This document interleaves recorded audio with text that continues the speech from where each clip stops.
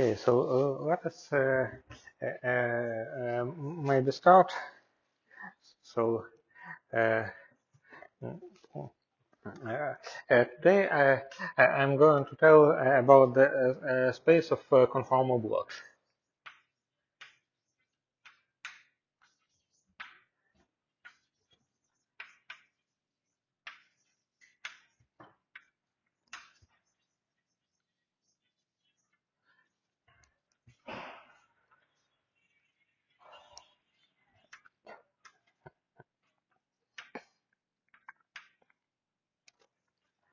Uh, uh, so um,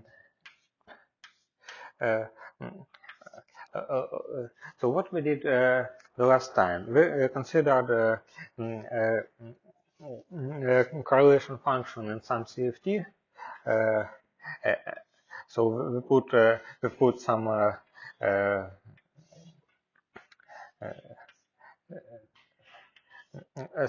primary fields in some points. So here I'm drawing a picture of uh,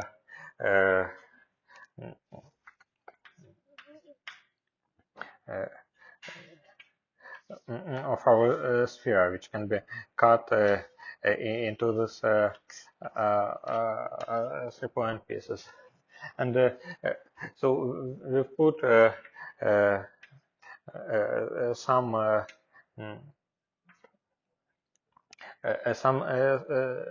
operator, some primary fields here, like it was delta infinity, delta n, and so on, delta 1, delta 0. And when we cut, well, and actually complex conjugate.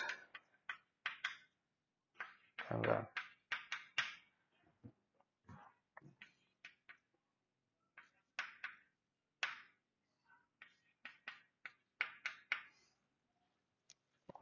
so, and here we obtain some summation over the descendants of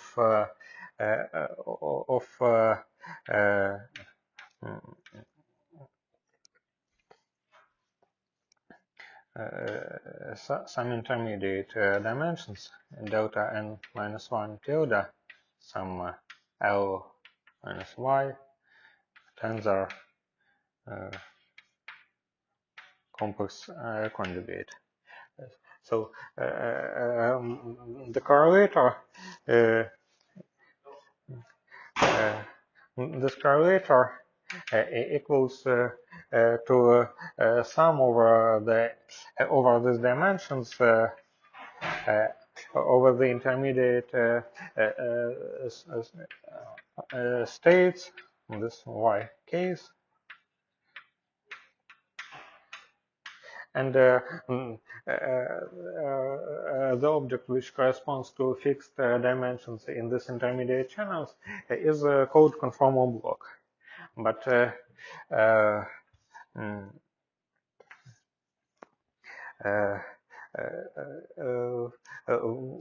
what is the nature of this object? So this conformal block, so for us it was just a function. So because we considered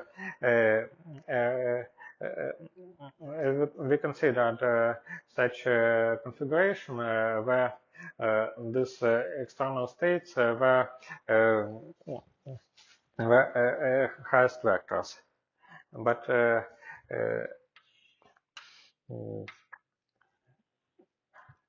in principle, we can put the arbitrary vector in the Fermat module. So we have such a sphere with some points z1, like 0, like so on, zn, z infinity, So it's our complex sphere with CP1.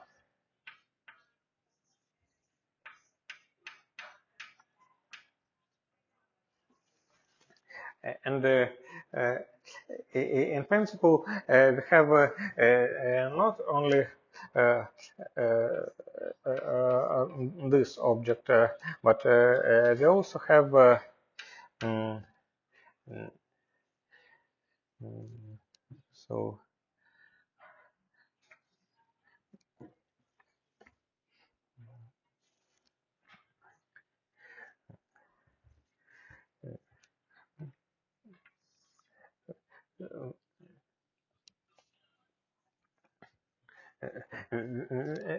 we also have some function which depends on v0, v v1, so on vn, v infinity, z1, and so on zn. Also, so in our case, it also depends on the intermediate dimensions.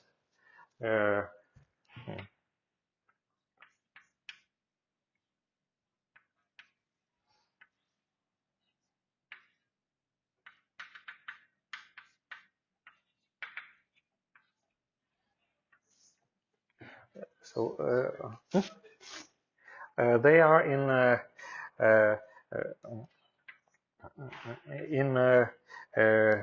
so how to denote Fermat module? Let's denote it just h delta 0. They're in the Fermat modules of the Virasoro algebra. Well, maybe to be precise, not Fermat modules, but irreducible representations. But well, in some representation of the, in some appropriate representation of the Virasoro algebra. So here it's an h delta infinity. So it's kind of a general conformal block for arbitrary descendants.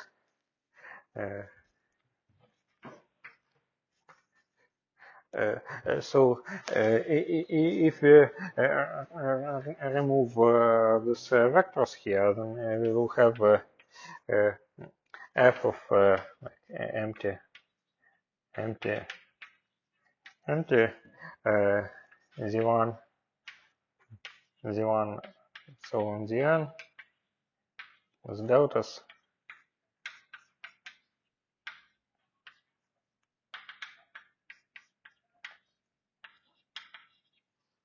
So this object is in the a product of dual spaces. Well, in the general situation, there is a isomorphic to the original ones. Each tensor.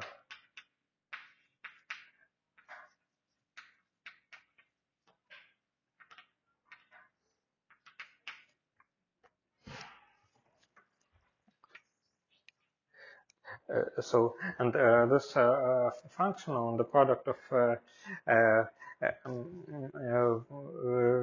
Verma of dual Verma modules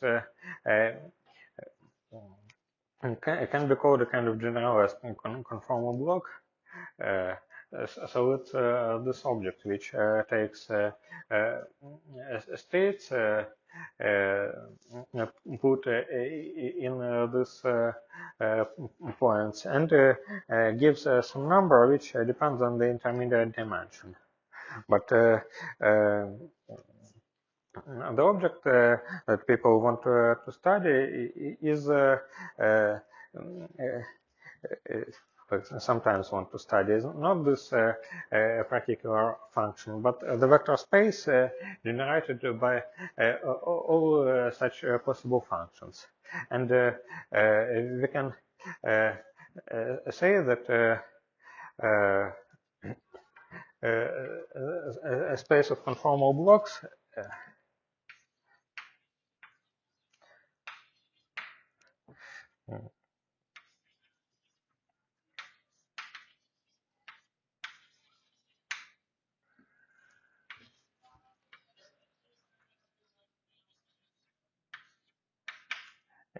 is a space of all such f's.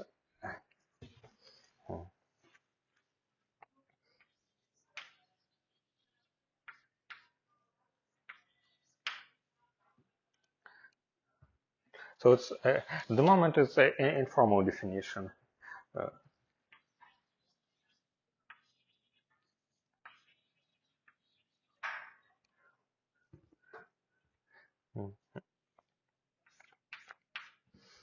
Maybe so here such f which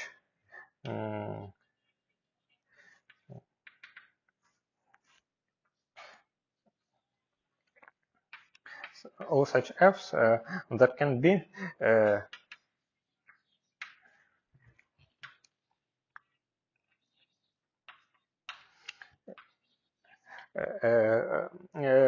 homomorphic correlators in CFT.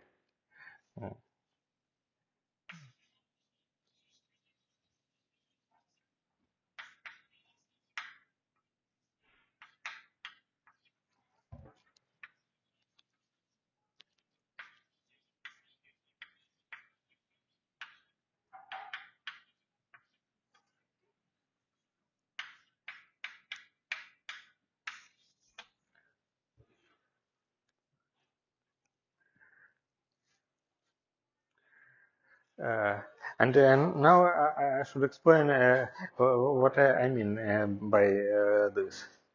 So the only thing which we used so far was the OP with the energy momentum tensor, and uh,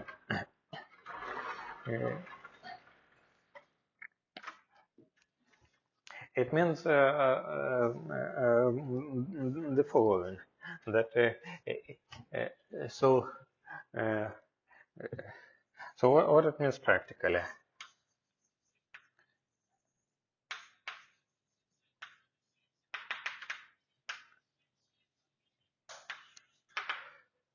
Or maybe it's practically just strict mathematical definition. We should say that so here is our sphere.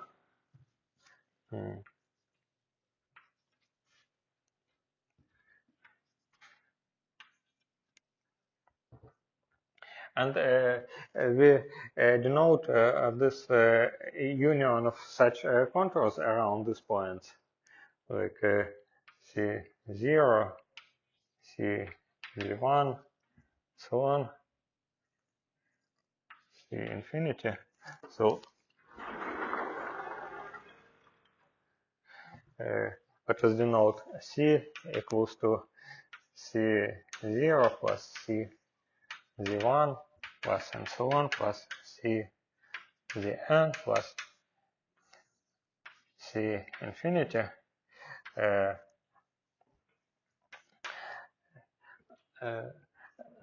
So the integral of the energy momentum tensor over this contour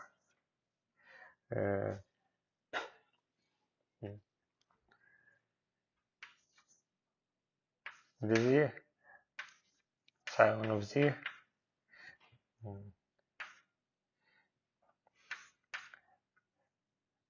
T of z so on here we put all like V1 of Z1 O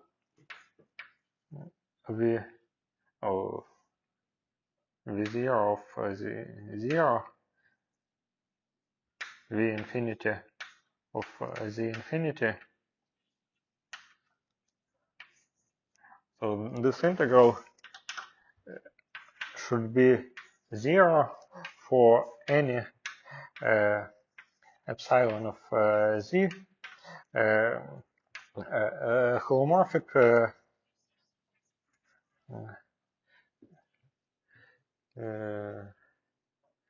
Yeah. Mm,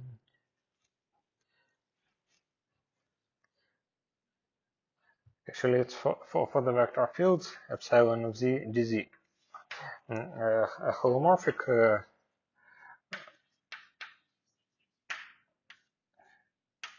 in this CP1 minus 0, z1, zn, infinity.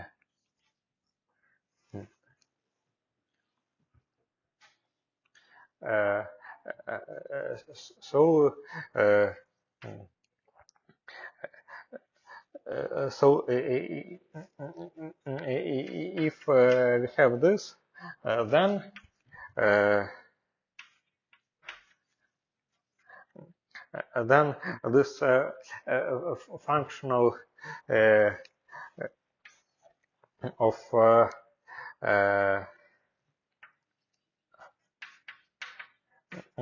of the vectors in the corresponding oh sorry, it's in this infinity. This functional of the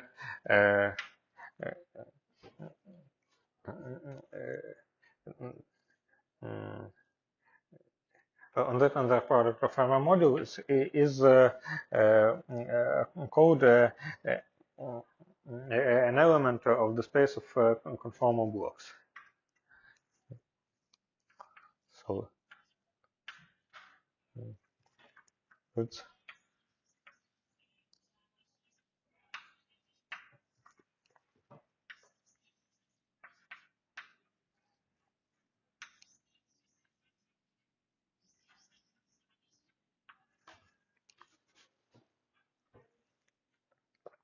so what it means even more practically. It means you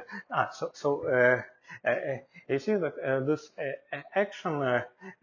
So this formula defines an action of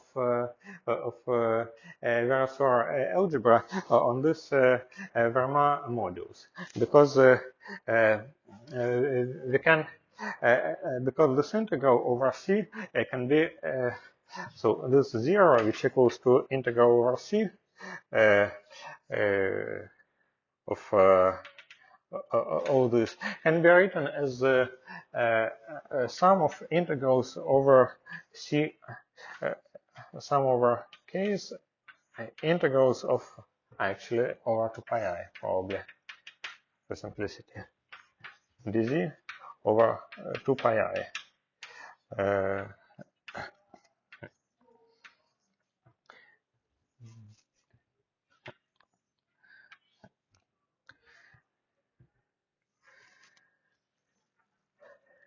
Around C z k. And here we have an integral of something epsilon of z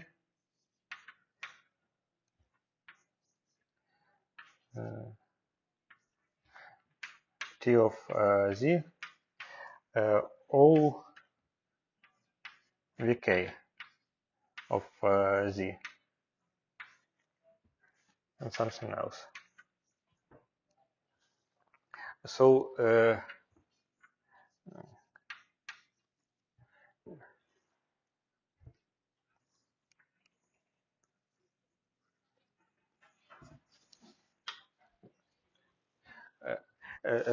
if you want to compute this integral, you know that this function is homomorphic everywhere except the singularities, because this vector field has singularities only at the position of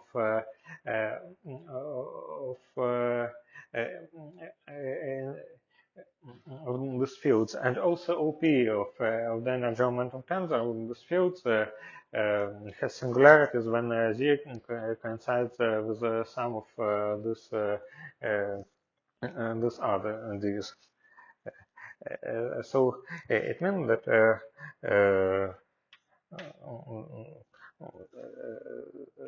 this integral can be computed as sum of k integral over c zk dz over 2 pi I. And here it is what it is sum from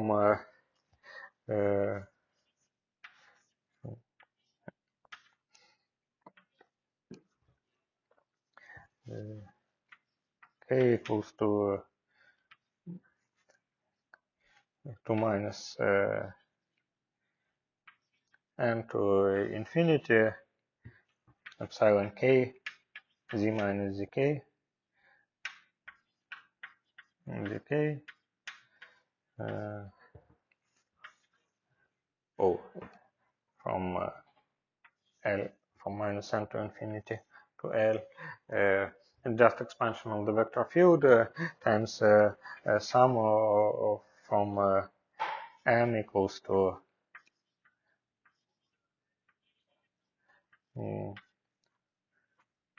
minus m from minus infinity to m, some O with descendants. So it is 1 over z minus z k to power n plus 2. And here it is operator O L minus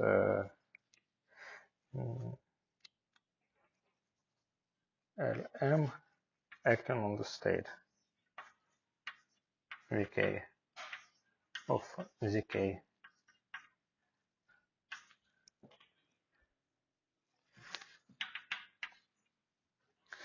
So it's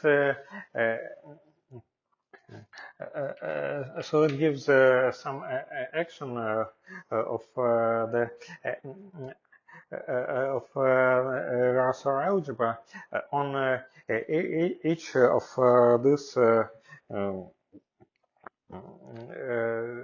Rama modules. So and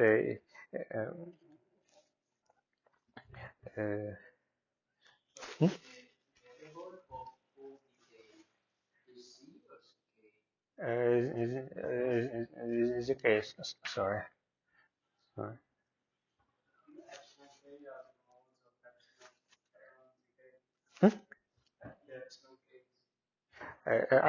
Some so epsilon KL.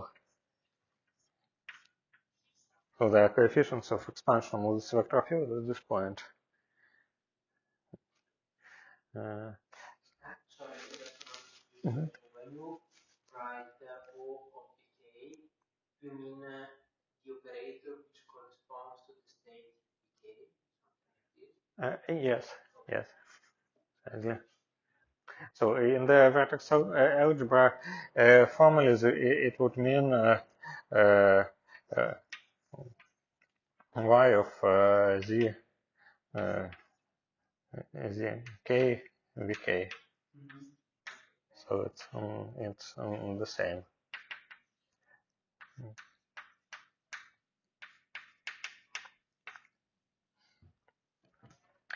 So um, so the idea is the idea is of the definition that we can just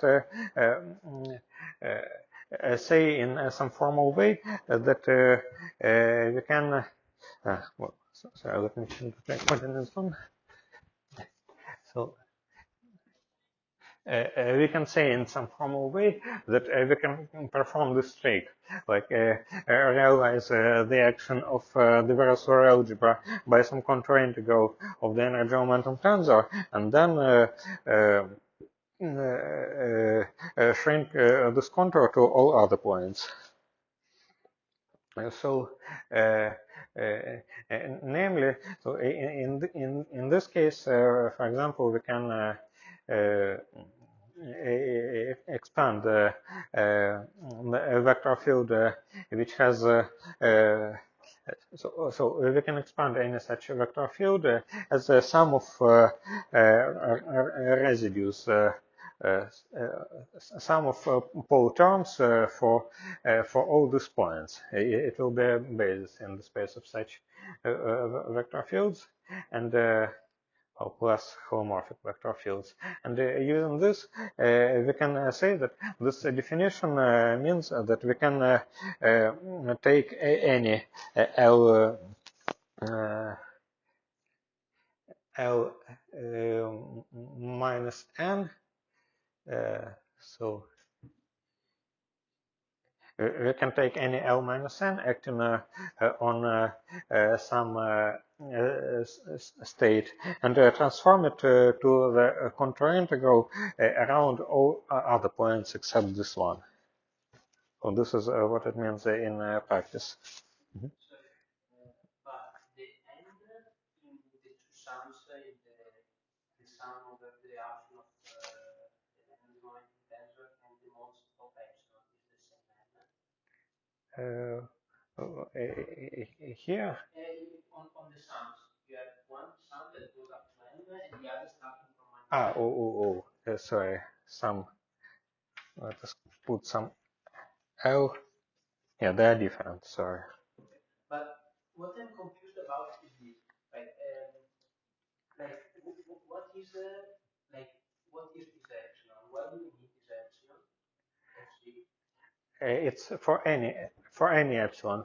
We should have this for any vector field. But if I don't insert the vector field, what happens? Like if I just consider the integral without the epsilon.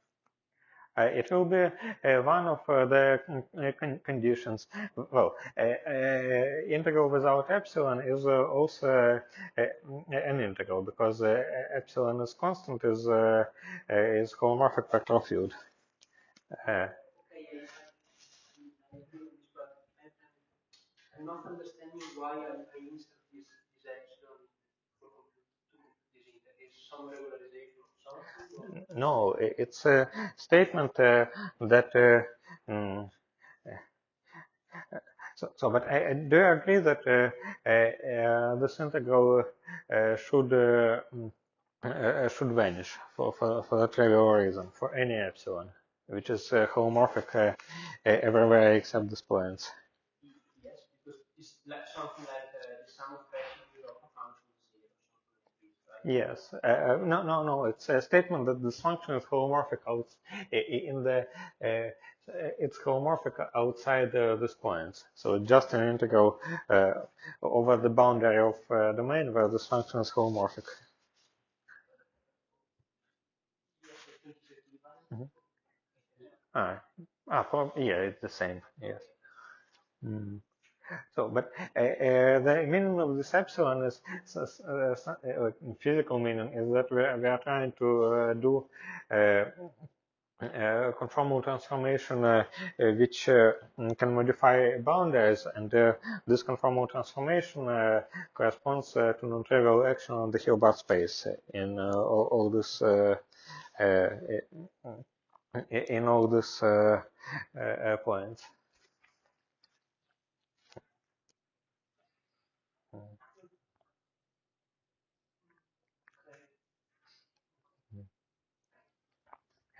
So uh, so um, let us consider some examples. This is the infinite set of equations for such functionals, and it defines some space of such functionals. Uh, and then we can ask, for example, what is the dimension of the space?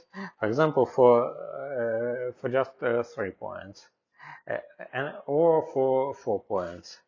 And I want to show that if you have only three such points, then this space is one-dimensional for the Virasoro algebra. But there are examples where even this space of conformal blocks is multi-dimensional.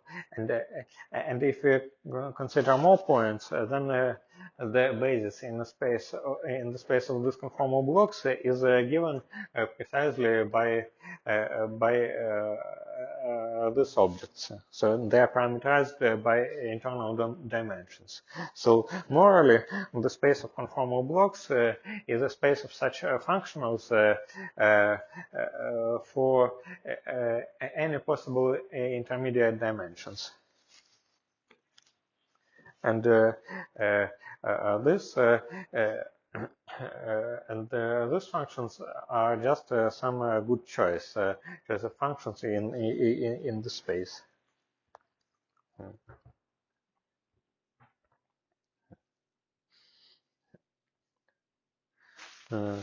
So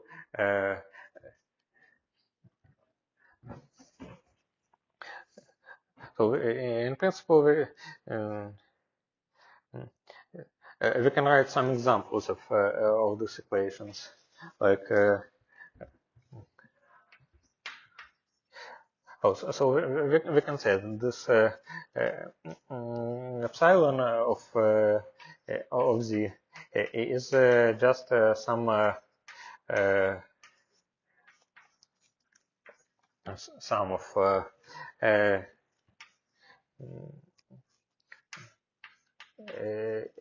c. Well, so it's written here. Now let us say that basis in the space of vector fields is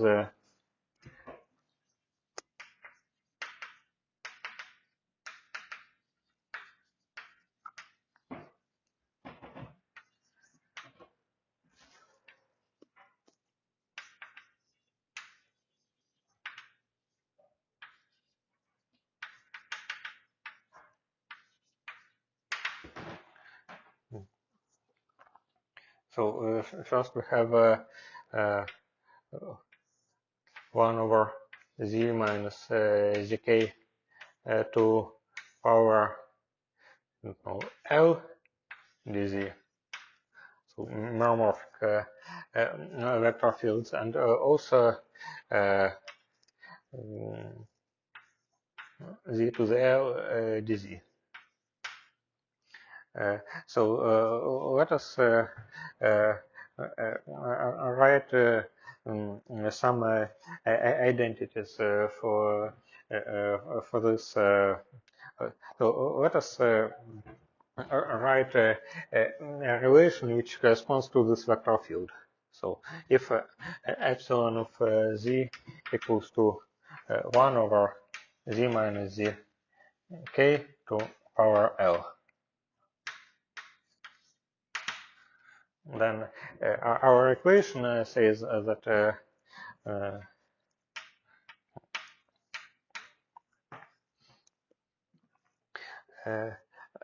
integral over integral around zk dz over 2 pi I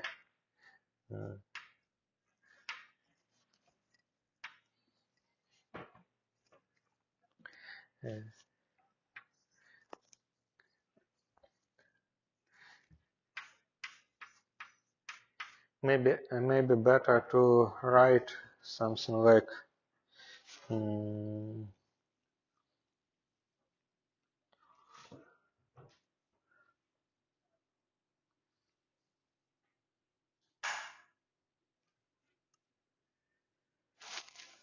maybe L minus 1.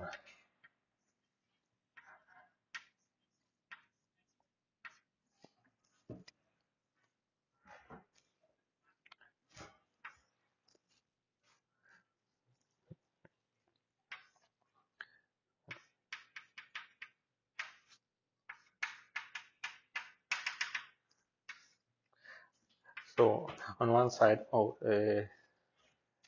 time this.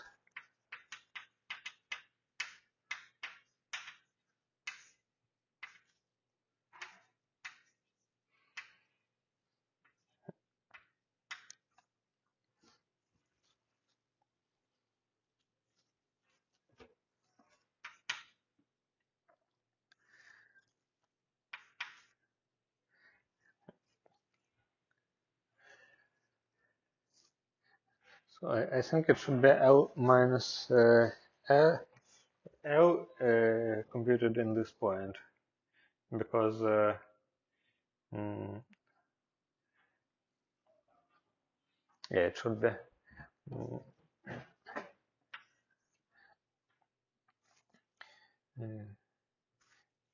should be O L minus L VK. Oh, sorry, O delta K, it's VK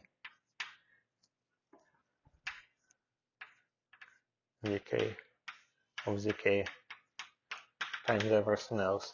So it's by definition. It's when we compute. A residue around this ZK. And but if we pull this contour to all other points, because we know that it is. We know that this integral is zero since it's holomorphic everywhere except singular points. Then we get a sum over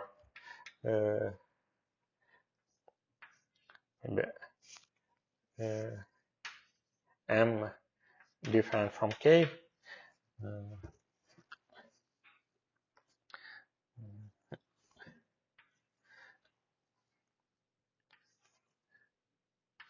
integral over Zm tz t of z o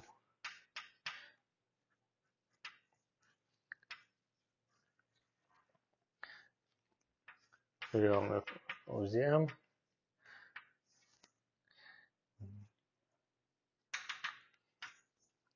and 1 over z minus zk to L minus 1. And this will equal to what? This will equal to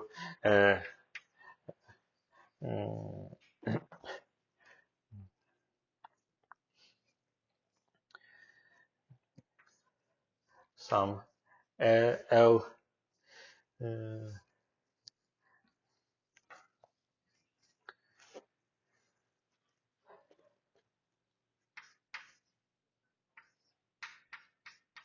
T of z.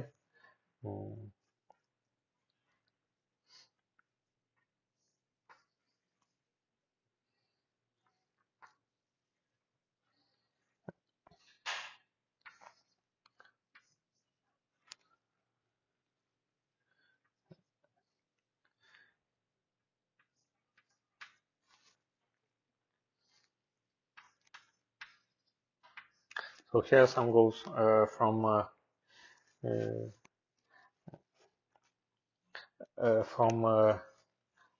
oh, sorry, I'm run out of letters. On P, P equals from some from -1 to some number n.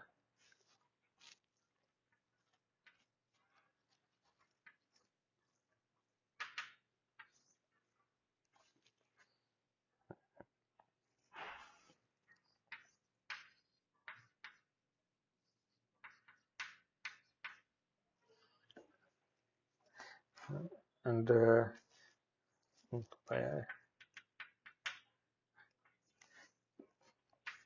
and the residue of 1 over z minus zm to power p plus 2 at point zm. 1 over z minus zk to power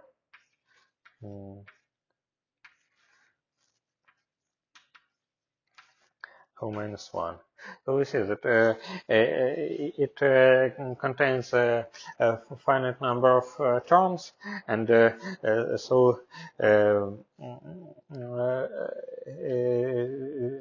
we can have here L minus 1, L0, L2, and so on. If it is some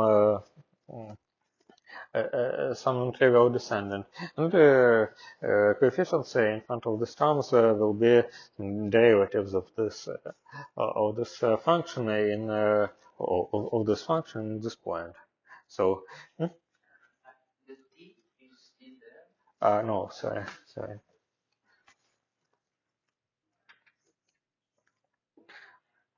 So these identities tell us. So these identities tell us that actions of L minus m on some of the points can be translated to an action uh, of some positive L's including -1 on all other points. And so after all, we see that this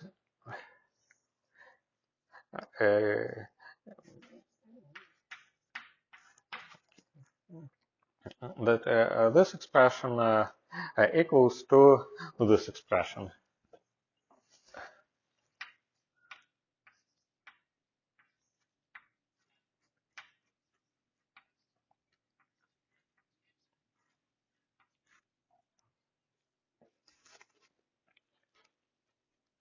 So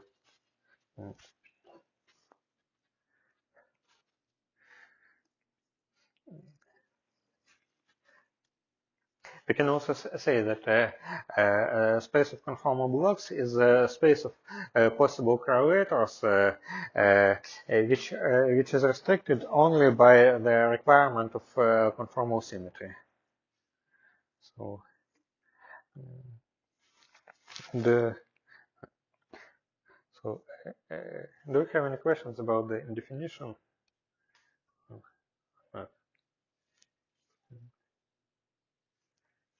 So let us consider the simplest example of the space of conformal blocks, which we actually considered. Oh, maybe it's maybe we can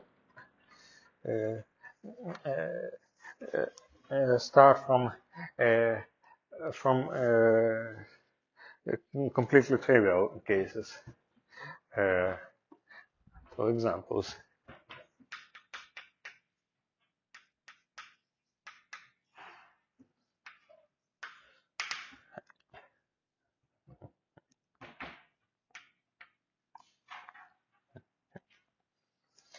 Oh, so if n equals to 1, so it's funny, but I can we can still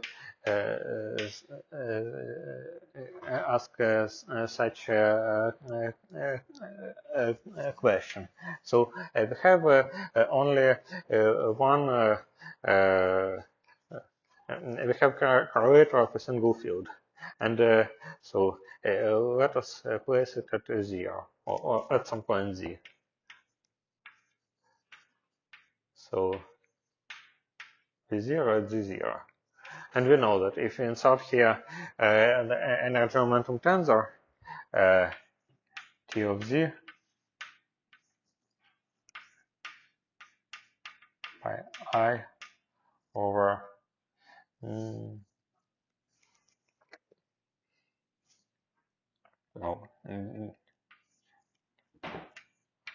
dz over 2 pi I, and so if we want this vector field to be holomorphic at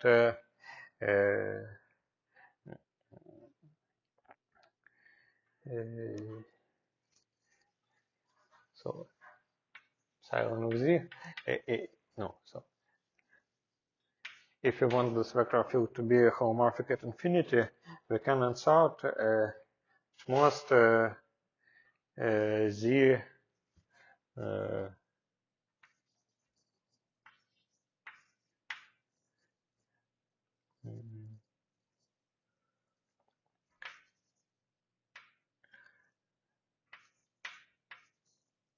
So we can insert g squared, and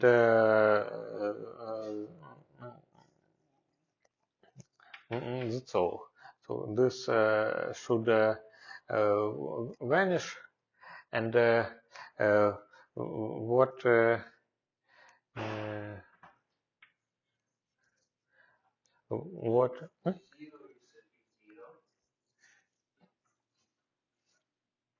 mm, z, yeah, z minus z, thanks, yes.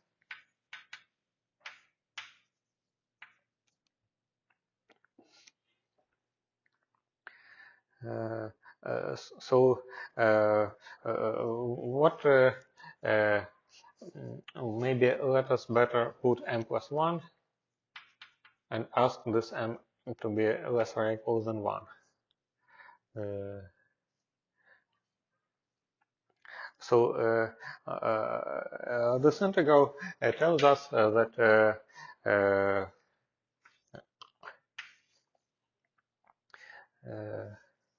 well, 0 over 2 pi I. So if you take OP of T of Z with this operator, it will give us some descendants, and this residue will give precisely nth descendant of this vertex operator. So it means that this correlator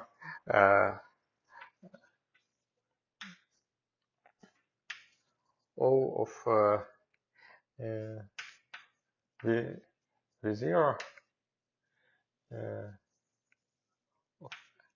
L M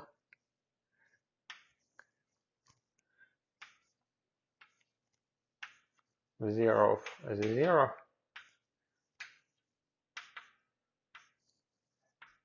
equals to 0 for M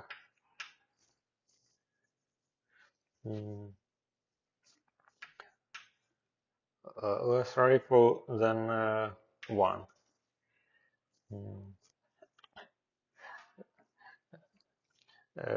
So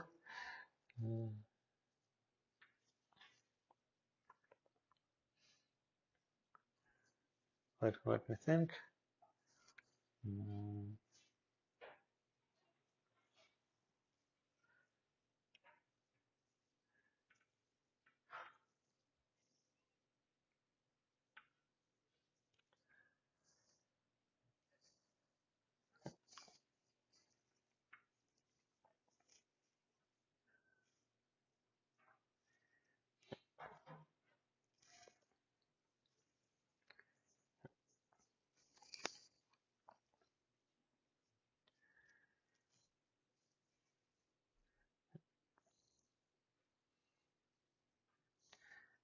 Uh, let us now study this condition. For example, let us just say that V0 is primary.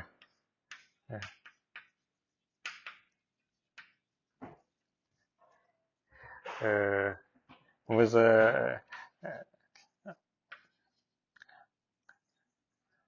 so L0 on V0 equals to delta V0. And but you see this m equals to 0 is included here. So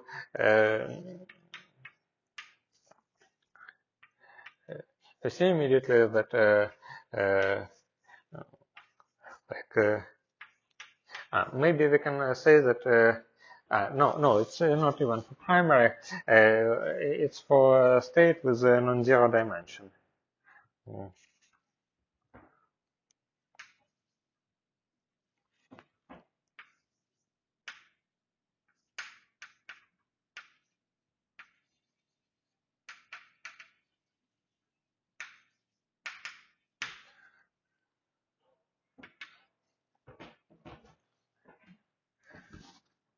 We see that it is O V0 of the 0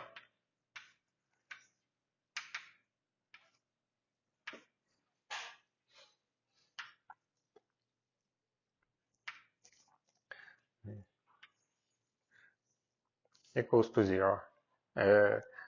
So if dimension is non-zero, then that's all. Uh,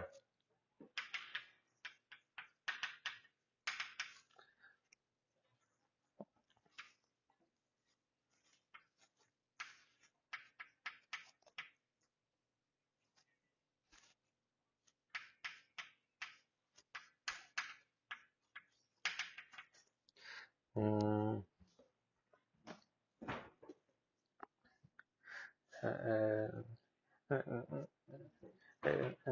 Now, if so, what else can we do? Mm,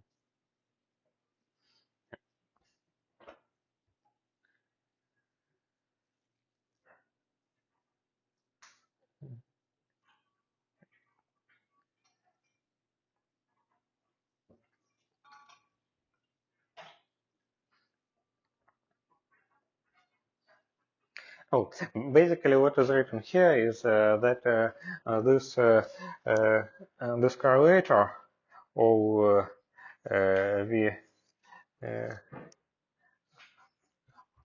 o v0 of the 0 is equal to the matrix element between a state mm, dimension 0, uh, primary field of dimension 0, and this vector v0. So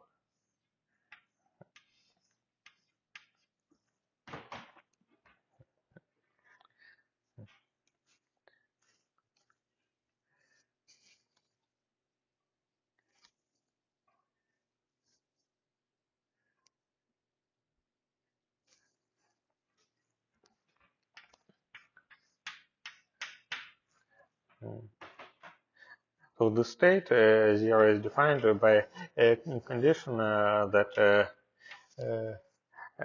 L M with M mm, less or equal than Lm for M less or equal than 1 act by 0. So mm, this is what is tautologically written here, right? And of course, we can perform all these procedures, like if this if dimension of the space is state is non-zero, then we act with some Virasoro generator, and we can then act here and so on. So. So the only non-zero. So the description of this one-point function is the following. So if we take vacuum, then vacuum times vacuum is 1, and if we take any descendants of this vacuum, L minus K, it is 0. So in the space of such conformal blocks is either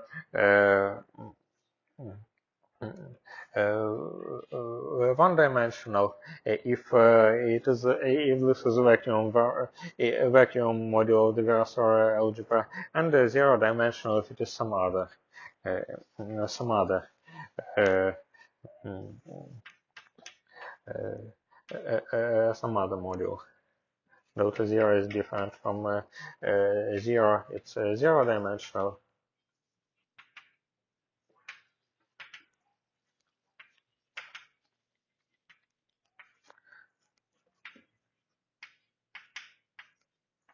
Delta zero is zero, one-dimensional.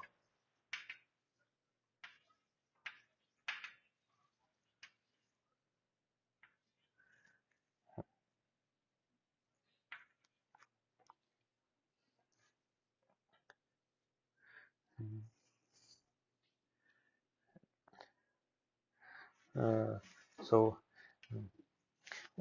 but is it fine?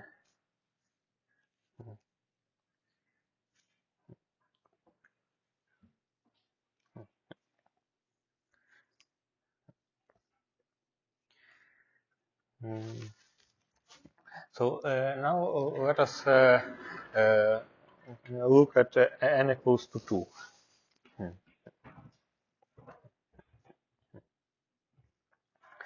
Probably I can erase this.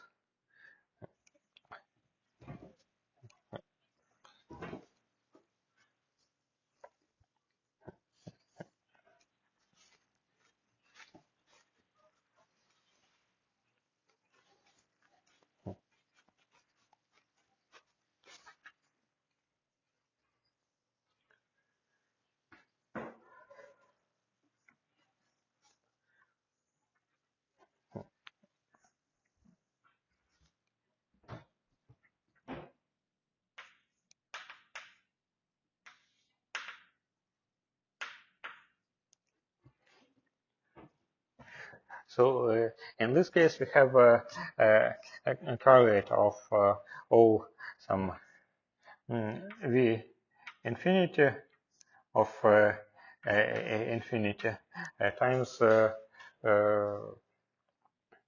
O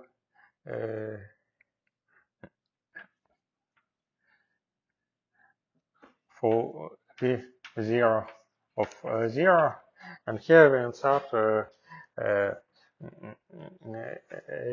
T of Z to the M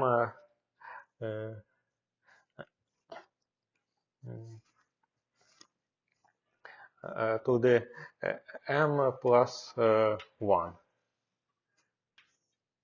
dz, right? And this should equal to 0 for any M.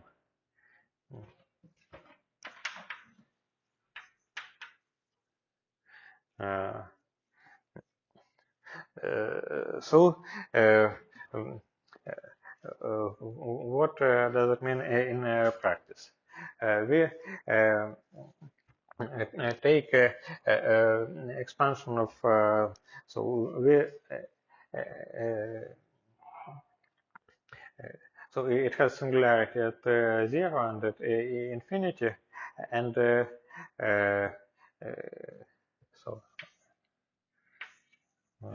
phi phi phi. So if we expand this T of z around 0, it gives, so let us write this. So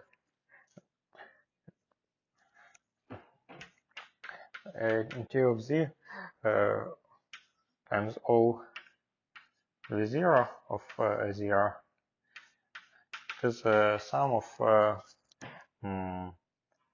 1 over z to k plus 2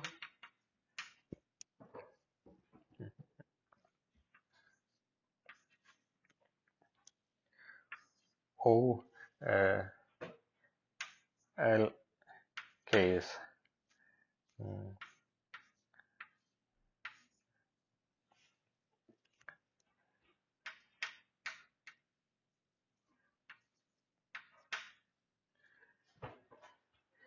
This is one expansion, and another expansion is for infinity. So maybe let me put here dz squared, because to understand how to expand, how to write this expansion in the inverse coordinate. So in the inverse coordinate, it will look like dz squared T of z O V infinity of infinity is sum over k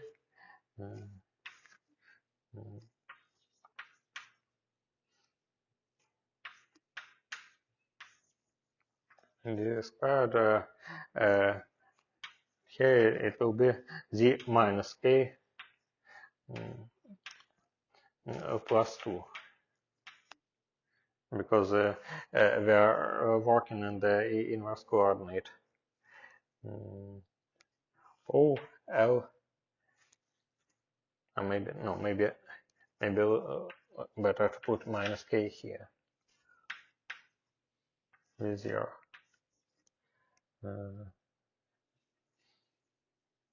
V infinity of infinity.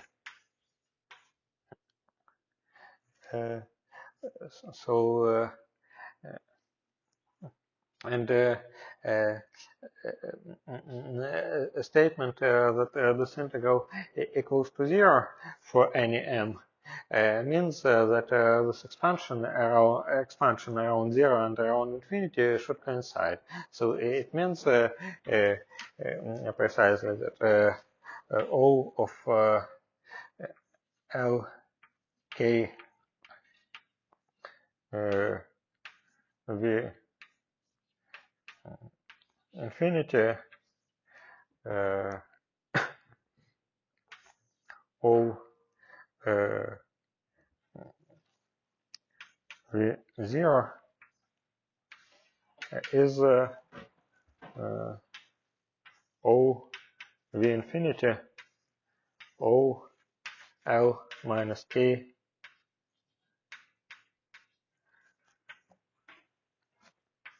v0.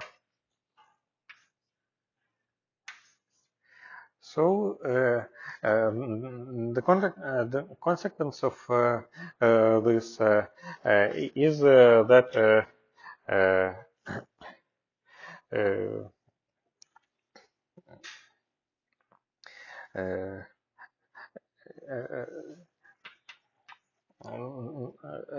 this so this is precisely this rule that we can pull LK from bra vectors to k vectors, and the action on the conjugate module is given by L minus k's. So the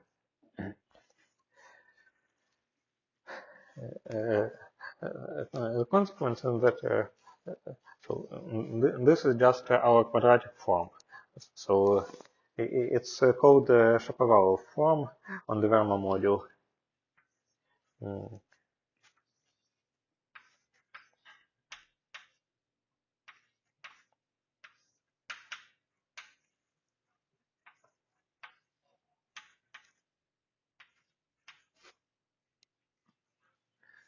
This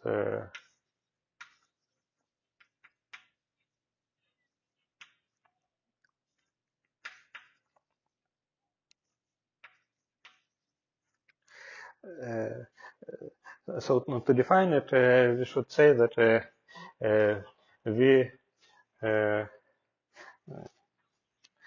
so in this notation V infinity V0 means the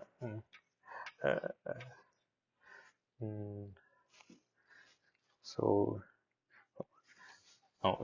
we should say that V infinity is V infinity dagger, and also Lk dagger equals to L minus K.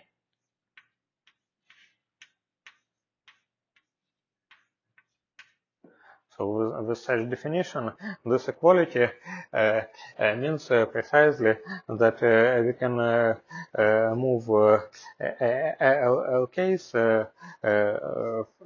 from the right vector to the left one.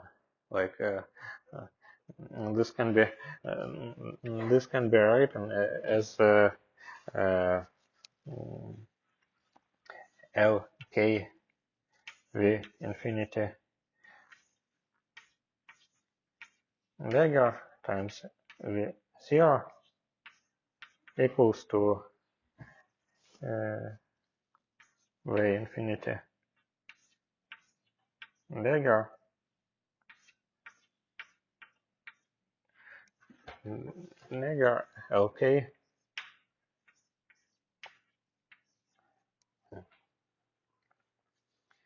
Mhm. Is it fine? Oh, L minus K.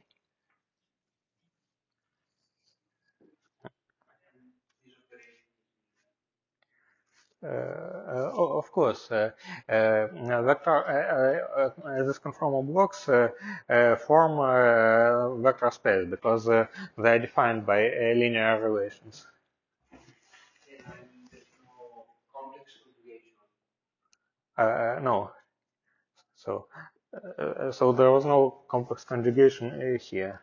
So it it was just so it is some bilinear form on the pair of Werner modules defined by this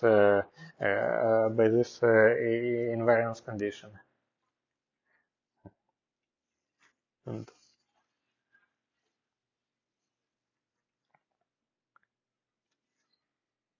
so is it fine?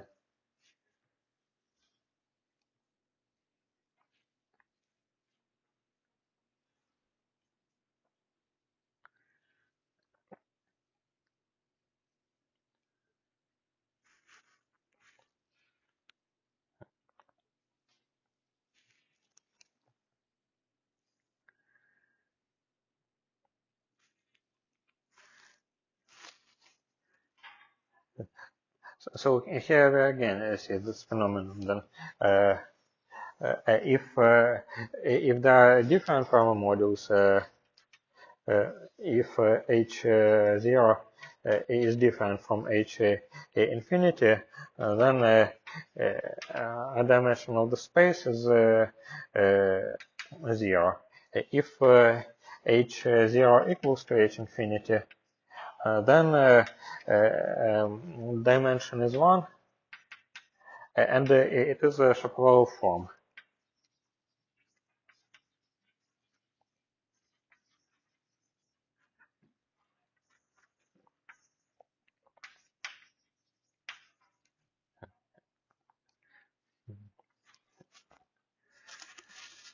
Uh,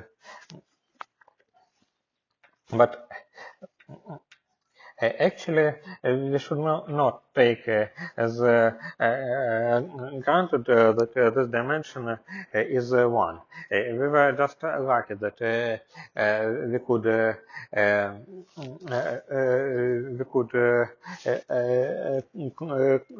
compute all the scalar products using commutation relations in the Virasoro algebra. There are some cases when it is not true. And so mm, this case is well, probably I can erase this definition already. Uh, I've lost minor sign because the integral was the sum of the residues around 0 and infinity. yes, So they should have two residues that have opposite sign. uh, but both. So as it is written now, this is like 0, and so uh, the statement is that this contour around 0, so integral around 0 is the same as integral around infinity in the same direction. So it means that uh, we can write either this expansion or this expansion, and they will be expansions of the same meromorphic function. So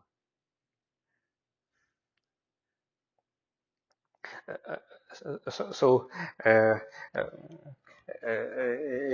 here the statement that these two integrals, that the integral around this contour plus integral around this contour with opposite orientation is 0 means that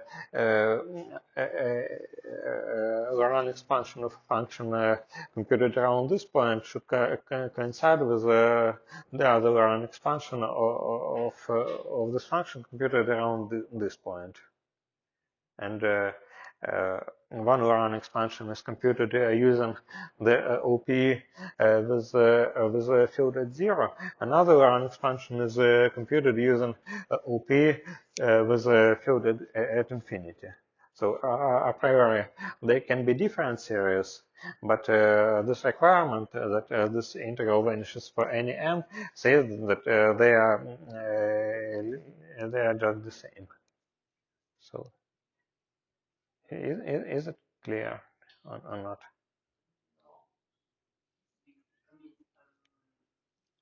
What I'm confused about is if I took the residue around infinity, I would do just the Laurent expansion of the TZ or infinity. Yes, it is in this one. Yeah, indeed. That's just the residue around infinity, no? Like times arbitrary power of z m plus 1. Some, yes. Yeah, okay, n by n if you want, it's like for any n, Yeah. the residue around infinity is giving me like one coefficient of the Laurent expansion. Yes, all that Laurent expansion. Yes, So but the residue around infinity has the opposite sign with respect to the residue around zero. yeah, so we write it like this.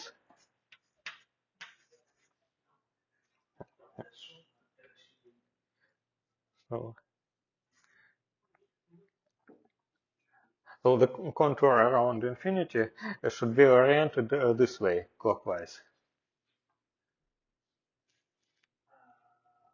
So when we did, no, but there when we took the contour around infinity, we did counterclockwise. Well, because I've drawn this infinity as some point in the compactified CP1. If you try to pull this from infinity to all other points, you see that it like It would be counterclockwise with respect to the other. no, Because counterclockwise on the other points. no, so it will be clockwise around all other points. Yes, yeah. Yes. Indeed.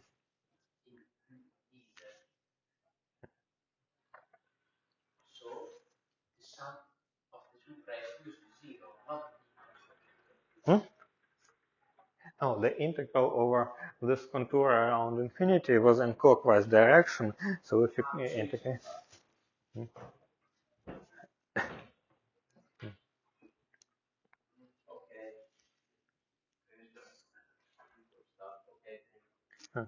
hold on.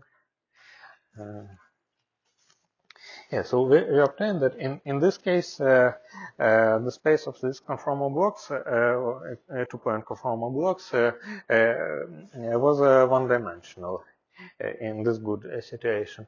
But it's not guaranteed because there are other so-called regular representations. There are for algebra. Uh, Dimension with respect to what? As a vector space.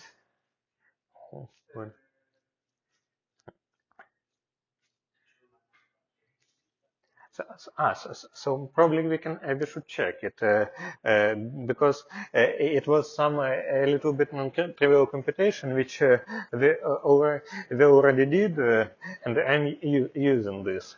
So uh, so the computation is the following. Uh,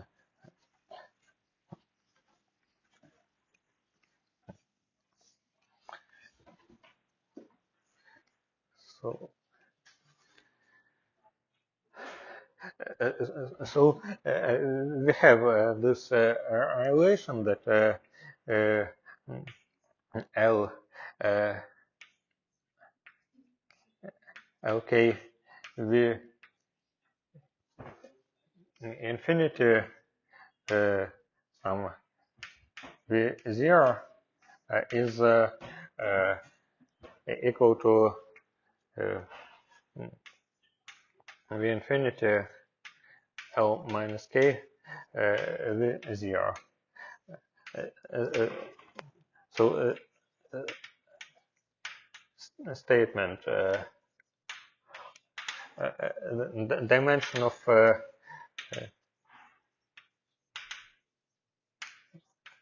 such quadratic forms on the Varma module is 1. So, and the proof. So, if you want to compute some L L y acting on v infinity, so L minus y acting on v infinity, and L proof L y prime acting on v0. Then we can use this relation and pull L minus y prime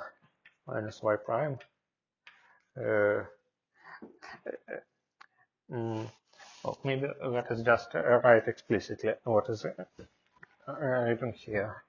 It's L minus k1 minus km delta 0 delta infinity L minus k minus L1 L minus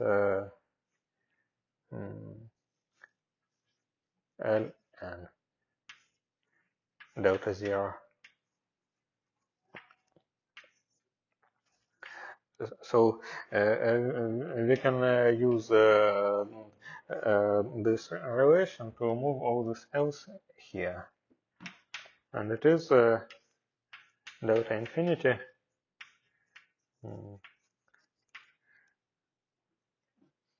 L km L k1 L minus L1 L minus Ln delta 0.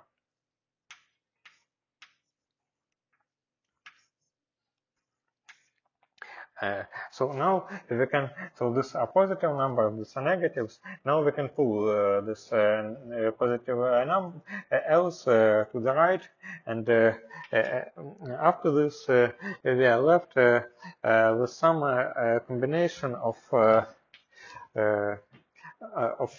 positive, like it is some combination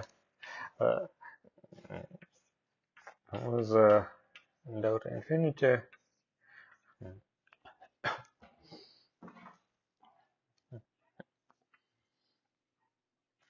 So this depends only on this knows only about the Virasoro algebra.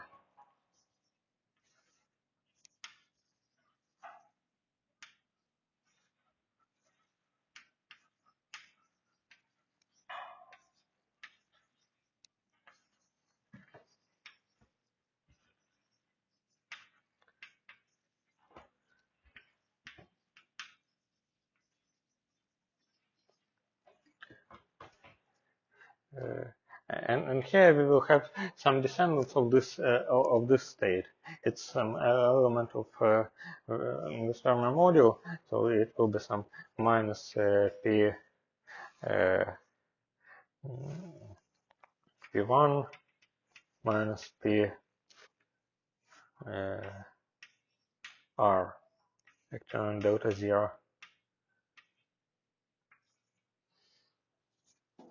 And then we can use this relation again to pull to move them to the first factor. So mm, maybe let's put here some coefficient, which depends on k,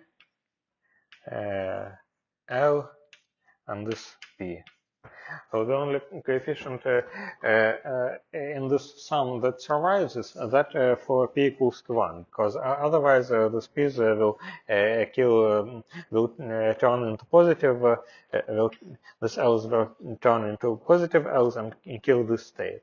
So the only surviving term is this C0 KL. KL times the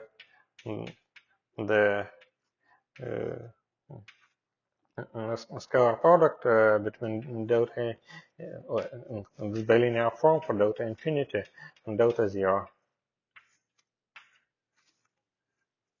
And so this should equal to some number, and all other components of this quadratic forms are defined by the Virasor, by computation relations in the Virasor algebra only. So this is what it means in fact that dimension of the space is 0. And it is checked that, well, that it is 1. But if this delta is, so if delta infinity, so if delta infinity is different from delta 0, 0, then we see that at delta infinity minus delta 0 acting on this quadratic form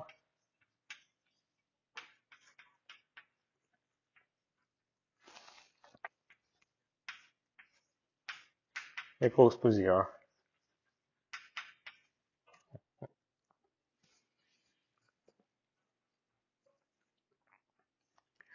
So mm, but you see, here nothing new actually happens. It is just such a mathematical formalization of what we already computed using the Virasor algebra. So the statement that the space of conformal blocks with 2 points is one or zero dimensional is just a statement that we can compute scalar products in the Verma module of the Virasor algebra using commutation relations in the Virasor algebra only. So it's just the same. So it's only formulated in some different way. Mm. Hmm? Two function of two operators is the delta of the dimension divided by z minus z1 minus z2 to the delta. Well, it's if we put this operators in some points of different from 0 and infinity. In this case, we should also say that action of L minus 1 means derivative in the position of this primary field. So it's some extra extra condition. My point was more on the fact that this, it seems to me that this correlation function is not vanishing if it's enough that the dimension of the two fields is the same. No, if you take field in one Verma module and take some descendant in the other Verma module, then their correlator will definitely vanish because I'm speaking about primaries. Okay, yes. I mean, in principle, if I have two, is it possible to have two primaries with the same dimension? Of course. Okay, then their two-point function is not zero. Yes, but it's quadratic form on the space of fields, so it can be diagonalized. So this is some quadratic form on the space of fields, and if we have several fields with different with the same dimension, in principle we are free to choose different bases in the space of fields, and we can, for example, diagonalize on this quadratic form or bring it to some other convenient form. For example, in the case of free boson, this exponentials with alpha and minus alpha had scalar product 1, and if we try, and scalar product with itself was 0. So, so in that case, this was the natural basis. Then they will, but this combination will not be primary. No, they will be because a property to be primary is linear. So if L0 acts in the same way, that then they're just. So like just to say, so in the case of free boson, instead of the exponential, I should use the hyperbolic sine, the hyperbolic cosine, or something like this. Yes, if you And want. this would generate two orthogonal Fermat models. Yes. Mm. Oh, this is the question about dimensional space of conformal blocks is not a question about the field content of a theory. It's a question of whether it's enough to know only about the Virasor algebra to express uh, all scalar products in terms of just scalar product of primary states. It is in this question. Yeah. That I understood, Mhm. but the point is, it wouldn't be true that H naught and H infinity are different dimension zero, because I can have Ah. a form that in this case. Mhm. Uh, mm, so, mm, it should just this vector space. So from the point of view of vector space, if you try to compute uh, if you try to substitute here some fields in the theory, you get some particular vector of this vector space, of this one-dimensional vector space, and it is defined by the scalar product of this primary states. If the scalar product is 0, it's also the vector of this vector space, and this is vector 0. So, uh, so I would think about this way.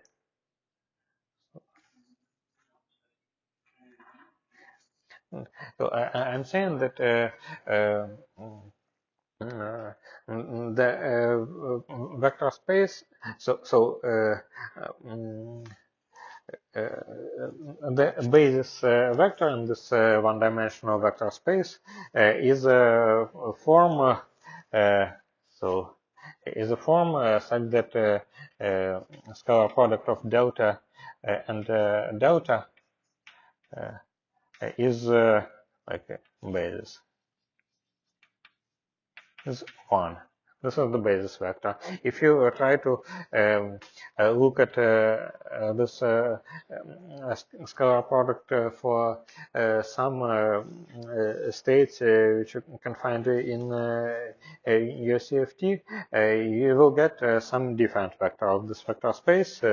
Namely, this product will be not 1, but some other number. So they will be proportional to this basis vector. Sometimes this coefficient of proportionality will be 0. Like it might happen. It might happen, but maybe it's no, probably everyone understands everything, and it's just some formal question or not. No, I was just confused by this fact that H naught and H infinity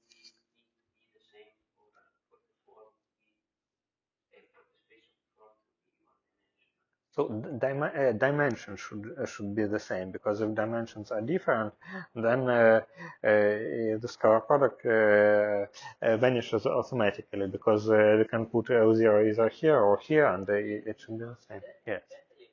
Yes. But so when you say H1 and H infinity, not you, so because like we come back to the same question, which is just this. It's enough for the two-point function to be non-vanishing that the dimension of the primaries is the same. So what? No, I don't understand what is implied and what. I mean, if the two-point function in CFT is non-zero if and only if the dimension of the primaries which I'm evaluating the correlation is the same. Yes. Okay. Because if they're different, then it's zero. It's zero. Mm-hmm. Yeah. Okay. Now, you said that H naught and H infinity need to be the same for the form not to be zero. But the question is what you mean by the same? They are Verma modules. Verma modules with the same dimension are always isomorphic, because they are just defined. Like take the highest vector and consider all vectors of this kind. Mm-hmm. So they are abstractly isomorphic. So when you say the same mean, it's enough that the primary generating them at the same dimension. Yes. Oh, okay. Yes, because they don't have any other parameter except for this dimension. So no, that I agree, but I mean the fact is that in principle, if I have I don't know 15 primaries with the same dimension, and I look at the inverse space of the theory, I have to take account for all 15 of them, even though the Verma model they are generated are isomorphic. yes, Okay. but for this, if you are interested on this scalar product on the space of all these fields, you first define what is its value for primaries, and then its value for descendants is obtained by this procedure. So. I mean, but in principle, I mean, but at this point, can I assign, like, I suppose I have two primaries. So you are basically saying that we have some ck times h h delta. And this is a multiplicity space. This is a Verma module. And the question is, what is the space of what are the bilinear forms on this space? The answer is that so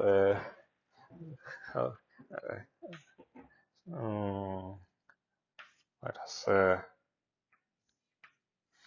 star squared invariant under this Virasoro action. So the space of these quadratic forms is mm,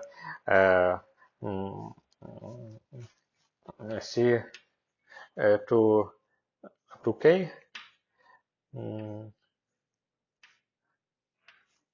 maybe like CK times RCK,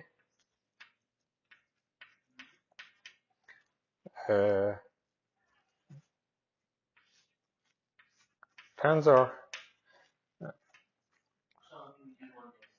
Yes, precisely. C times like C times this quadratic form, this one.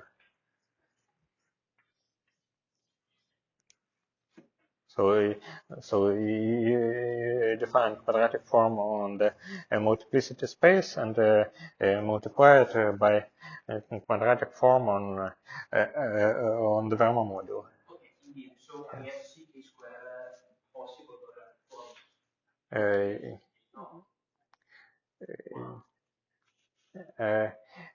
Yes, but In this case, you can also add the action of linear transformation on the space of fields, which commutes with everything, and in principle you can diagonalize this quadratic form, so it's not a big deal. Mm.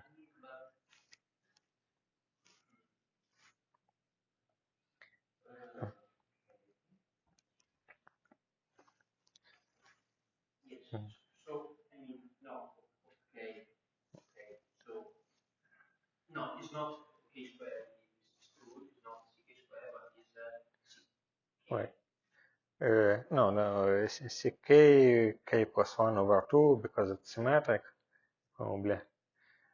But per this correct, we just assign the eigenvalues. No, it's not. So eigenvalues are. Ah, c'è anche il cane di base. Mm. Plus 1. Yes. But you're diagonalizing it not with orthogonal transformations, because if you use orthogonal transformation, it means that you have secretly some other quadratic form which you want to preserve. Here we just use Cron-Schmidt procedure and bring this quadratic form to a form 1, 1, 1, 1, 1. If you don't care about complex numbers, or otherwise it can be something with pluses, something with minuses. So if for some reason we decided to work with real numbers, if we have some reality and or positivity conditions, what? Hmm? Yeah.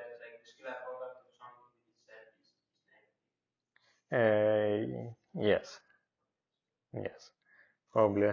Well, but sometimes people can consider such scalar products, I think. But would it mean that the correlation of field, Mm. Or just negative, because hmm? of field is negative? No, but uh, for example, so the CFTs can appear not only from true statistical physics, true path integral. Sometimes people say that let us choose some lattice model with arbitrary weights, for example, complex weights, and it can still be described by some CFT, like c equals to 0, c equals to minus 1 CFT. So and transformatrix of this model should not necessarily be unitary. It can have some complex eigenvalues. So in principle, we can consider something like this, but but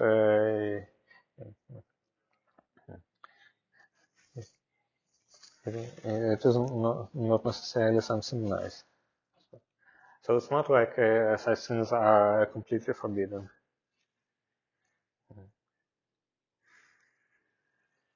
Uh, But in general, like the dimension of such forms depend on like the primary content of the of course. Mm.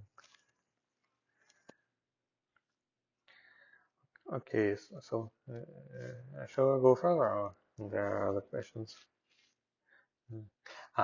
So here we were lucky because we could move positive and negative generators in such a simple way. But there are also examples where even the dimension of such conformal blocks with 2 points is more than one-dimensional. Probably I can erase this.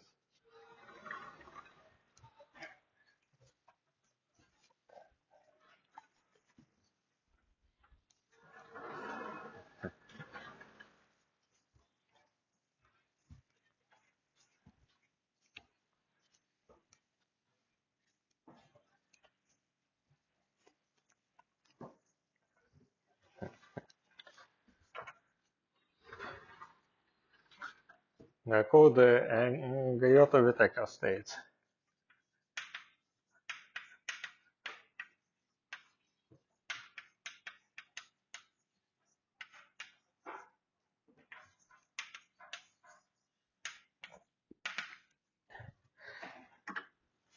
So we can ask that Gauss generators originally we had L0 which acted by some number and all other positive L's cubed on that state. But we can also ask that first are generators so LK acting on some state lambda equals to lambda k times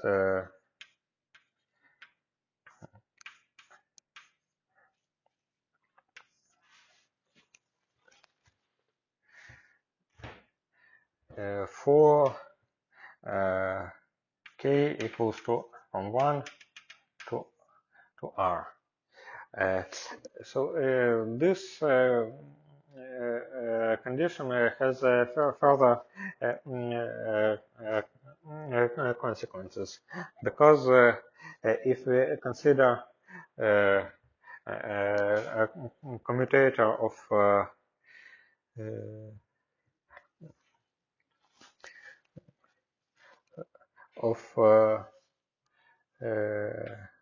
what of LK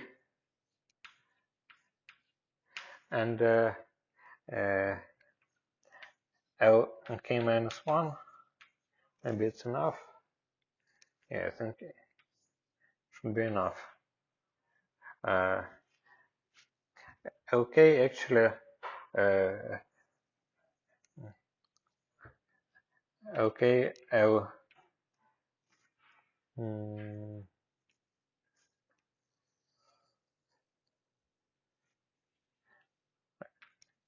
no, just LK LM for positive k and m in this domain. Then lambda on one side it equals to lambda k lambda m minus lambda m lambda k lambda and on the other side it equals to k minus m l k plus m on lambda.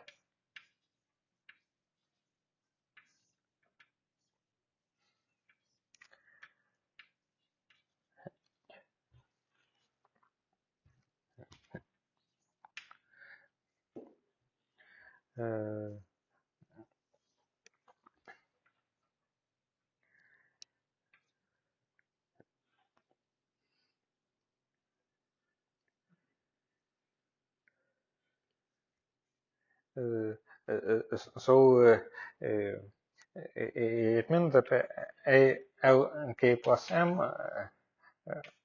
lambda is 0. So so it means that Lk on this lambda for k is from k from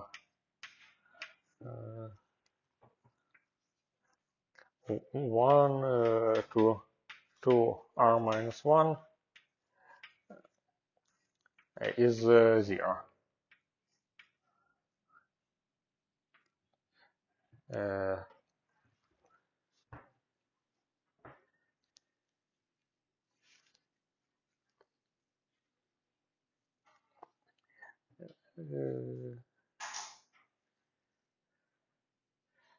and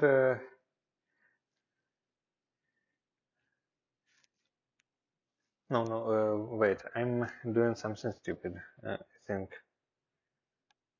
Or not. Hmm.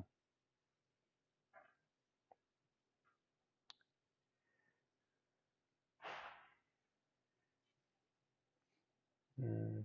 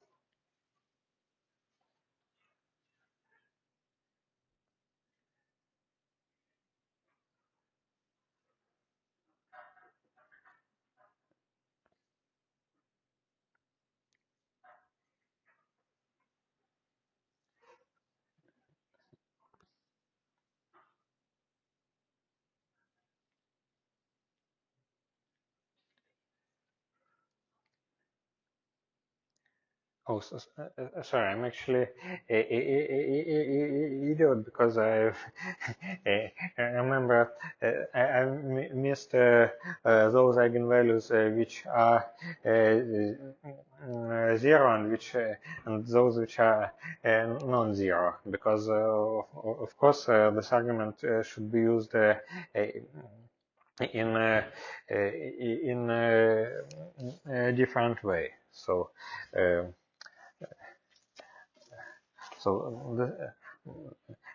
We actually have this equality that if two Lk and Lm act by some eigenvalues, then K plus m should act by 0. And now we should use this argument to find which lambdas can be non-zero.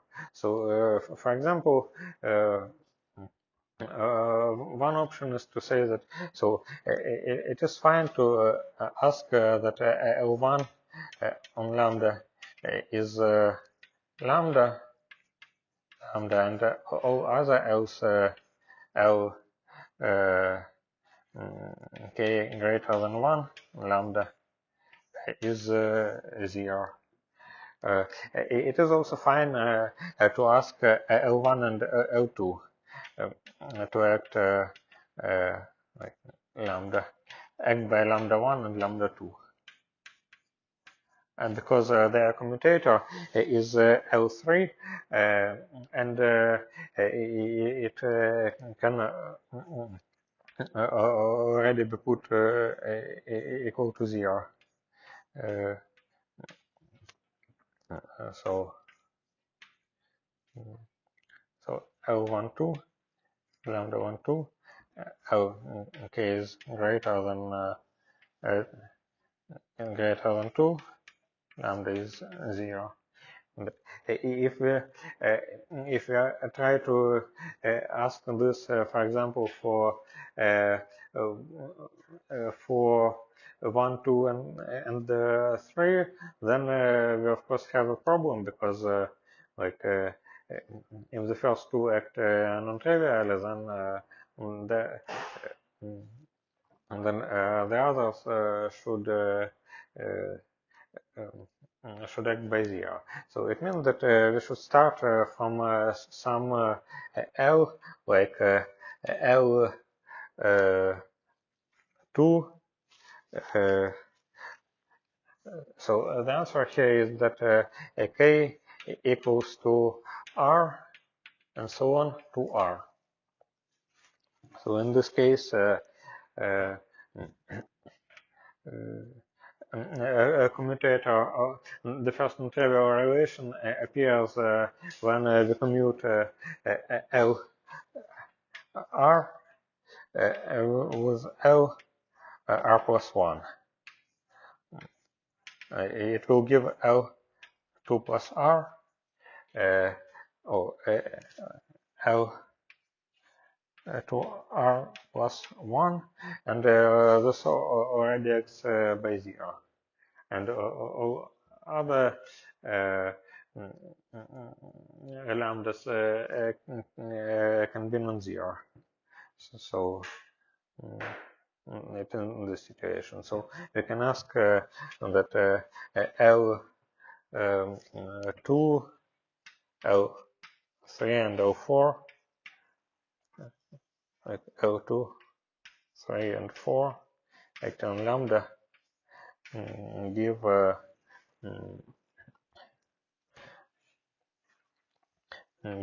some lambda 2, 3, 4 lambda. So in this situation, but now we can see a problem. For example, let us try to compute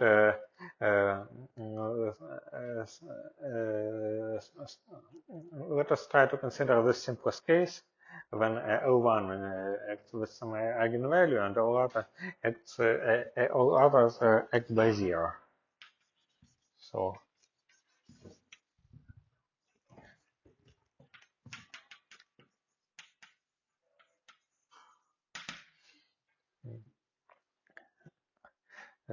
so L1 lambda is lambda, and L2, so on all other L's greater than 1 act by 0. So this regular Verma module is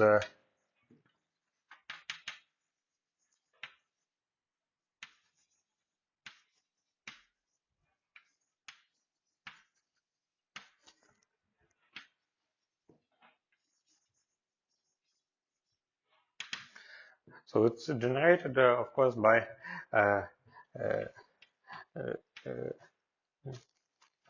L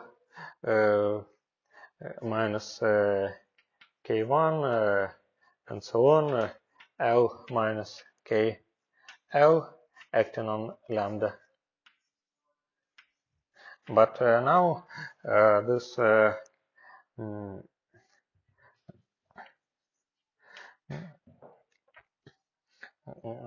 this case is from 0 to like maybe it's better to say that it is given by this expression times L0 to some power m.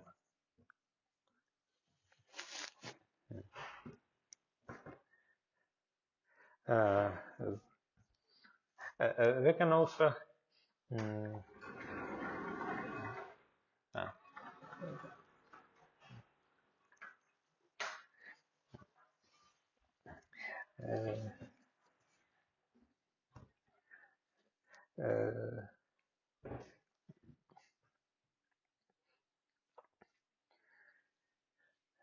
So this L0 can be pulled through L minus K's on the left or on the right. So in principle, uh,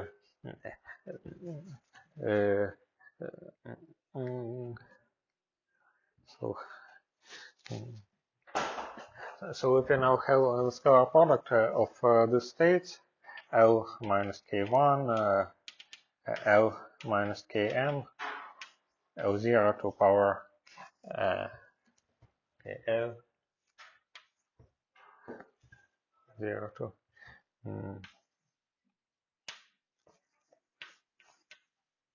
it's just a single lambda.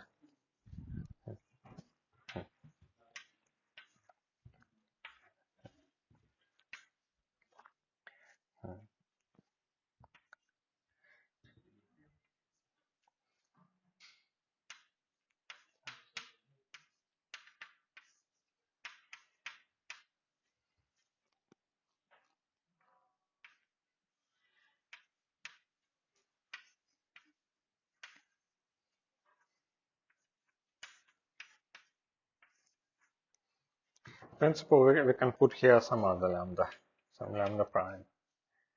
It's not a problem. So here we can again bring all these L's and move to one side of equality, and it will give us mm, so it reduces in the same way to the scalar product of lambda 0 to some power on this 2 primes lambda prime. So in principle, so we see that the space of this conformal blocks is infinite dimensional.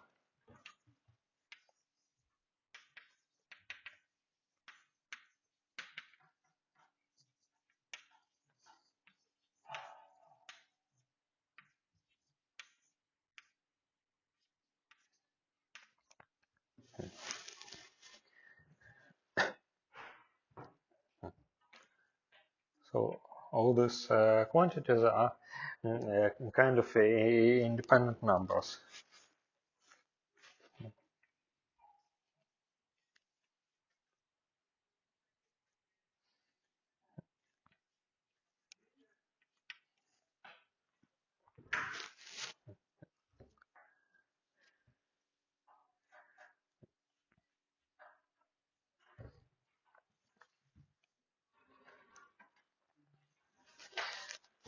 And this situation is actually uh, kind of the most, in some sense, the most simplified version of the four-dimensional conformal block.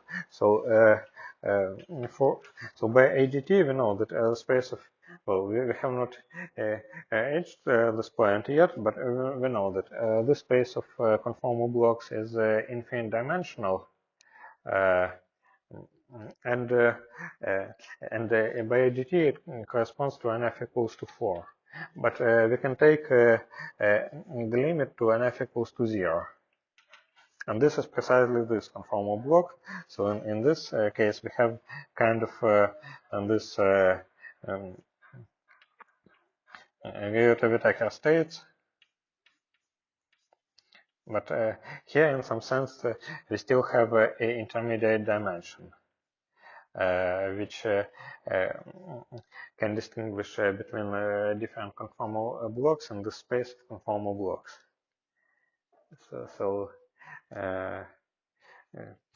some explanation of this fact in this simple case is in the following. So one way to think about this regular Varma module is just this algebraic way. And another way of thinking is that we can just take take usual grammar module and look for the vector which solves these two equations. Like, uh,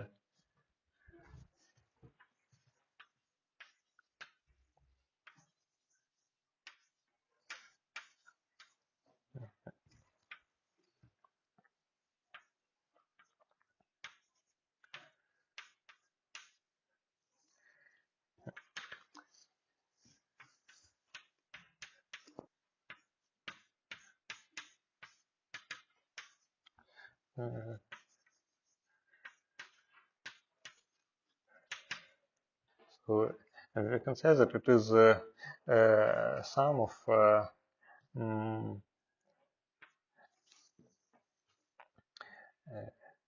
lambda to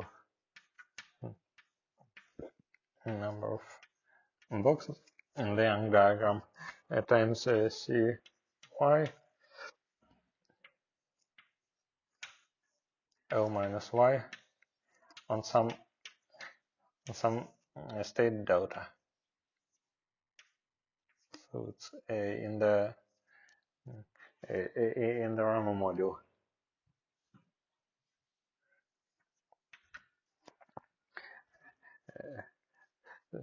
So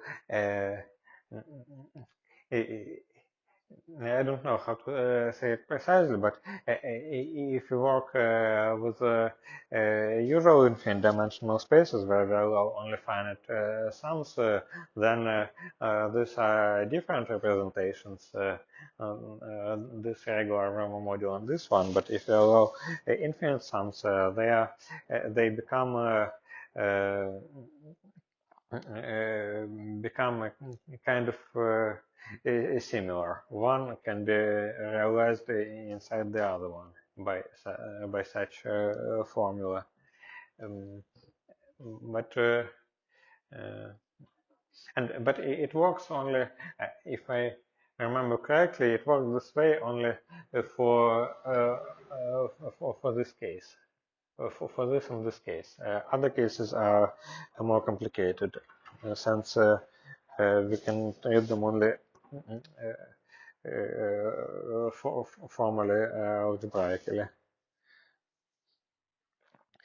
So, but this is that since it allows this realization dependent on the highest weight, these conformal blocks are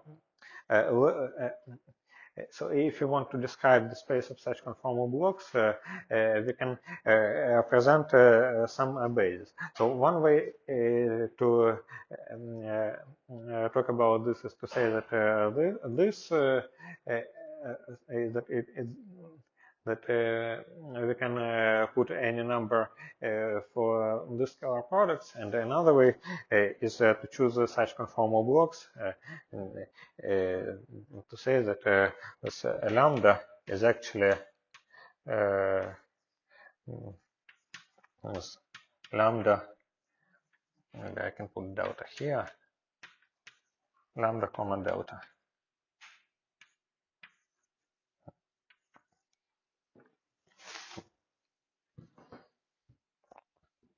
Hmm.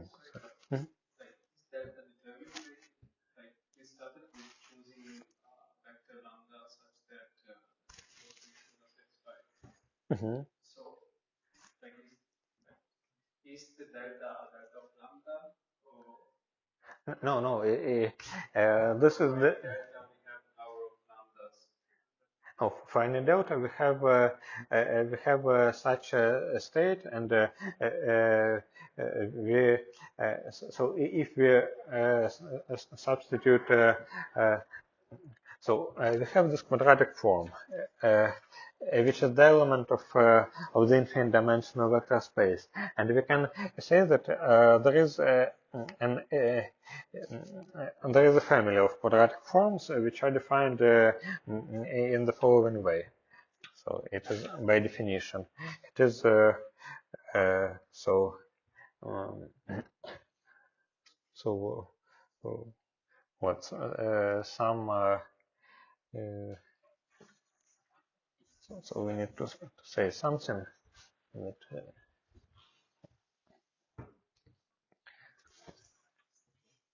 L minus K1, L minus KL, some L0 to M, lambda, and this other vector. So I am saying that there is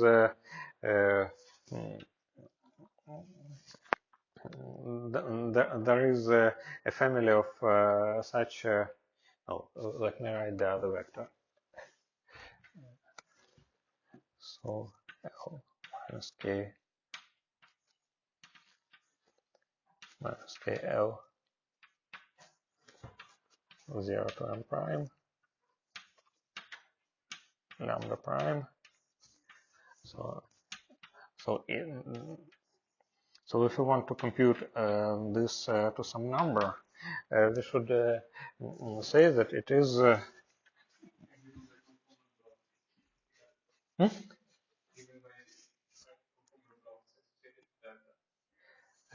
But what do you call by conformal blocks?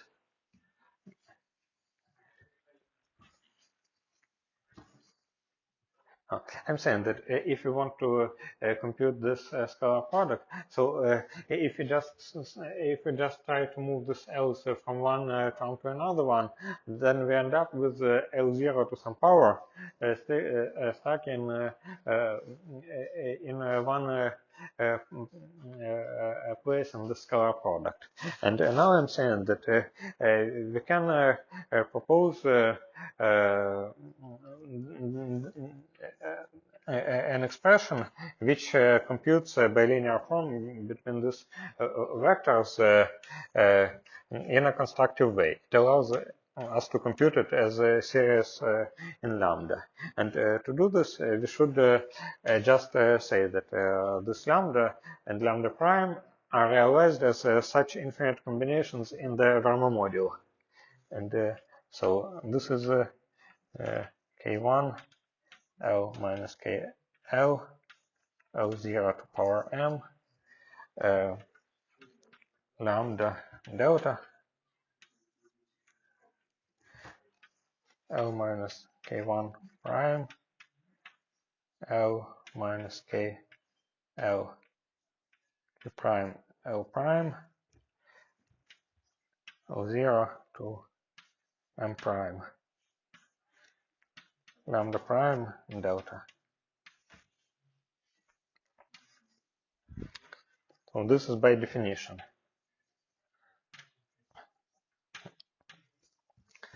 So this quantity satisfies all these conditions that we can move L's between first and second term by conjugation, and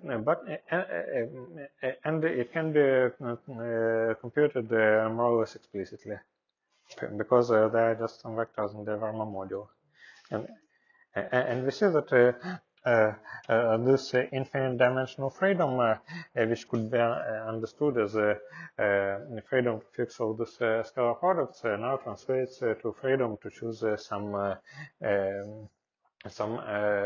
delta. And we can also check the following thing. So we know that since L0 was L1, or maybe L1 with L0 equals to L1,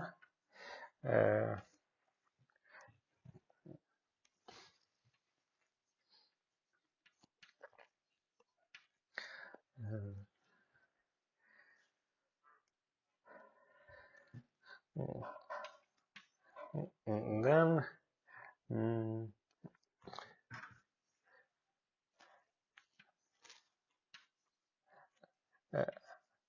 L1 acting on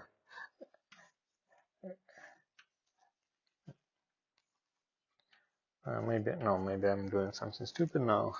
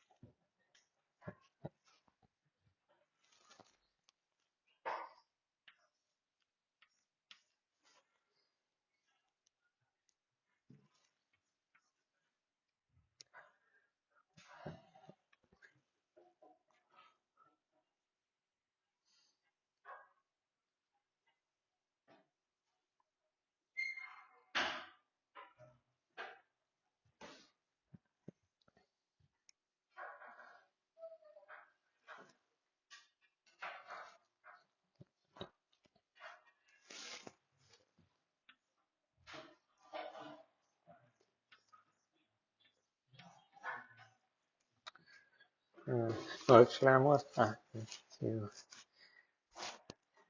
Actually I'm lost in this computation. But if you look at this formula, then we see that, well, probably, and it should not follow immediately. If you look at this formula, then we see that L0 in this case acts by lambda du or d lambda, because it just gives weight. Uh, and in principle, we could put some other power of lambda, so it's not uniquely defined. I was trying to say that it should also follow from this commutation relation. So.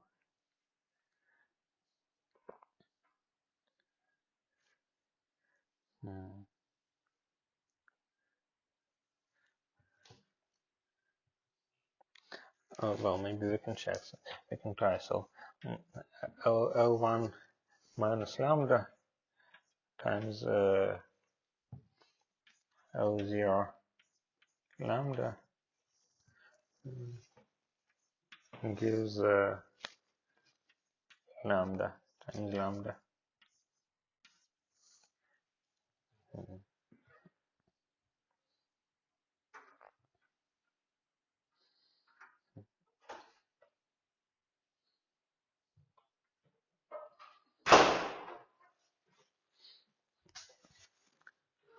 So if you act with 1 minus lambda on lambda d over d lambda, it is also lambda lambda.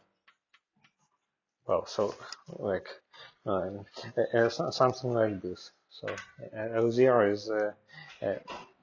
is lambda derivative, but the scalar product between these vectors themselves is not known as a function of lambda unless we write some expression of this kind.